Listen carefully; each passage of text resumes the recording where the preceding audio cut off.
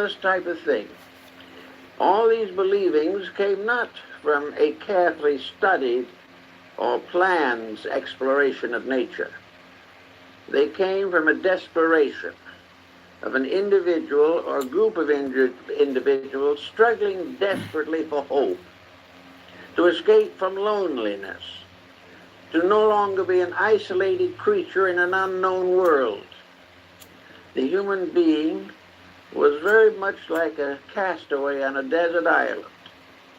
He had no resources available to him except what he could contrive with his own ingenuity. As time went on, there was inevitably a demand for some type of organized faith, faith in realities that were not visible. But how was the primitive man going to analyze invisible realities? How is modern man going to analyze them? Actually, it all seems to have arisen within the person himself. The desperate need resulted in a kind of solution, a solution that was sufficient for the moment, and which it was always hoped would be improved and perfected in the course of time.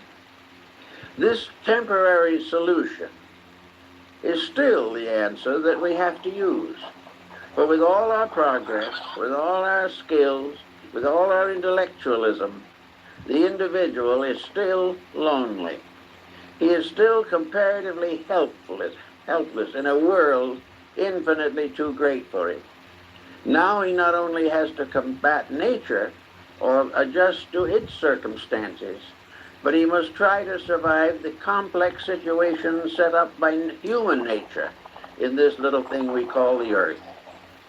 So altogether, our beginnings of faith, hope, and love lie in the desperate need for something that was superior to self, something that was stronger than we are, some ever-present help in time of trouble.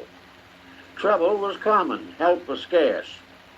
The individual went through countless miseries and misfortunes, but there had to be some hope, something to sustain the struggling creature in its long evolutionary path. There came up, of course, shamanism, which we find among the American Indians, the medicine priest with the rattle and the spells and the incantations, and with second sight and mysteries, who worked with the sick and gave hope of recovery. Then in other parts of the world, other types of help gradually evolved. But these different forms had their foundation in the human demand for hope. And the only way he could find hope, apparently, was through a strange contrivance with familiar and apparently hopeless elements. The American Indian in the Southwest, for instance, was very much concerned with creating charms, various good luck symbols, protective symbols.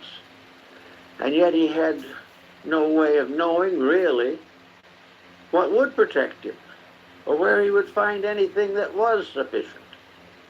So he made a move that has become universal. He said, here is a pretty little pebble. Here is another pretty little pebble.